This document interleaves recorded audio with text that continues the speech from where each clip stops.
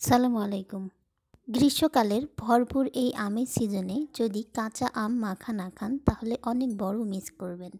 এই অমৃত স্বাদ গ্রহণ করতে আমিও আজকে চলে এসেছি পাক নিকেতন থেকে।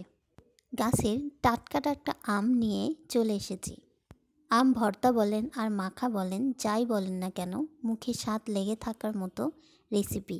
একবার তো এই আমের সিজনে এটা খেতেই হবে, না খেলে যে মন শান্ত হবে না। তাই তো আমিও আজকে আম মাখা বানিয়েই ফেললাম। আম মাখা বানানোর জন্য প্রথমে আমটাকে সুন্দর করে ছিলে নিচ্ছি, যেটা আমরা সবাই করি।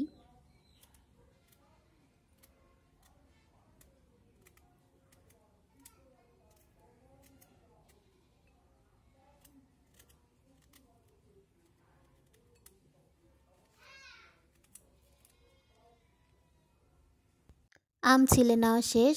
এবার একটা গ্রেটারের সাহায্যে আম দুটো আমি গ্রেট করে নিব।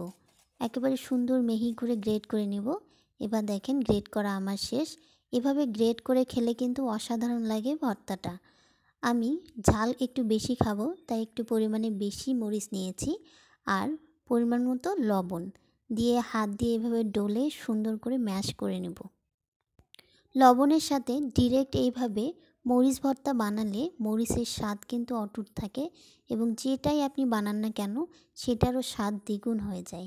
এভাবে হাত দিয়ে ম্যাশ করে নিয়ে আমগুলোর সাথে আমি মাখিয়ে নিব আর শেষের দিকে একটু সরিষার তেল অ্যাড করে নিলেই আমাদের মজাদার আম ভর্তা রেডি হয়ে যাবে।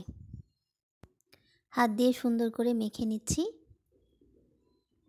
ভরপুর এই আমের সিজনে একবার এভাবে আম মাখা বানিয়ে খেতে পারেন, অসাধারণ লাগে এবং মুখে স্বাদ লেগে থাকার মতো একটা রেসিপি।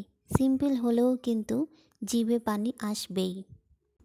এখন একটু সরিষার তেল অ্যাড করে নিচ্ছি। সরিষার তেল কিন্তু যে কোনো ভর্তা বলেন আর মাখা বলেন স্বাদ দ্বিগুণ করে দেয়, তাই হালকা একটু আমি সরিষার তেল অ্যাড করে নিয়েছি। এই যে আম গ্রেট করে নেওয়ার পর অবশিষ্ট এই ফালিগুলো ছিল, তাই আমি এইভাবে একটু সাজিয়ে নেওয়ার চেষ্টা করেছি। ভিডিওটি এডিট করার সময় আবারও আমার মুখে পানি চলে এসেছে। মনে হচ্ছে এখনই আম মাখা বানিয়ে আবার খাই। ভিডিওটি ভালো লাগলে লাইক, কমেন্ট এবং শেয়ার করে আমাদের পাশে থাকবেন। আসসালামু আলাইকুম।